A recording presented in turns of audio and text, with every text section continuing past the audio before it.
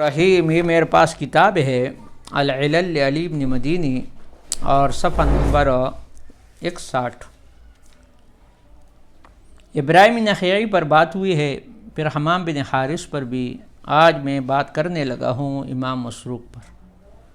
مسروق بن اجدع کے نام سے مشہور ہے۔ باپ نے عمر رضی اللہ تعالیٰ عنہ کے دور خلافت میں اس کا نام مسروق بن اجدع کے بجائے عبد الرحمن رکھ دیا گیا، یعنی شناختی کارڈ کے اندر اس کا نام تبدیل ہو گیا۔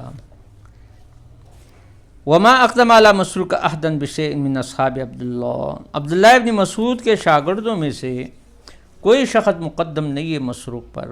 یہ مسروق ان کے بہت سے شاگرد تھے، لیکن یہ مسروق بڑے پائے کا عالم ہے اور ان کے اصحاب میں سے، ساتھیوں میں سے، شاگردوں میں سے زیادہ اقدم ہے۔ اور اس نے نماز پڑھی ابوبکر کے پیچھے، ولقی عمر وعلی ولم یروی عنہم شیئا، ان کے ساتھ ملاقات ہوئی ہے لیکن روایت اس نے اس سے کچھ نہیں کی ہے۔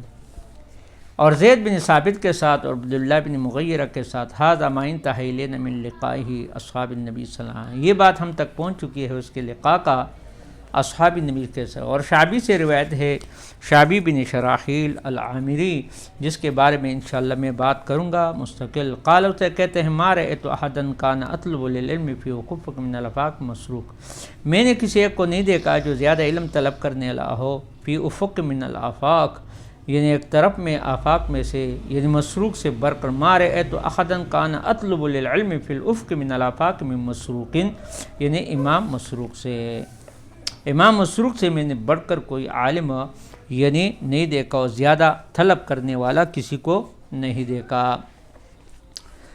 اور امام شعبی بن شراحیل بڑے ذہین اور فتین تھے، اور اس کا ذکر انشاءاللہ آئندہ میں انشاءاللہ مستقل اس پر بات کروں گا، تاکہ اس کے سوانح عمری کو بھی بیان کروں اور اس کے احوال کو اور اس کے کس کو بیان کروں۔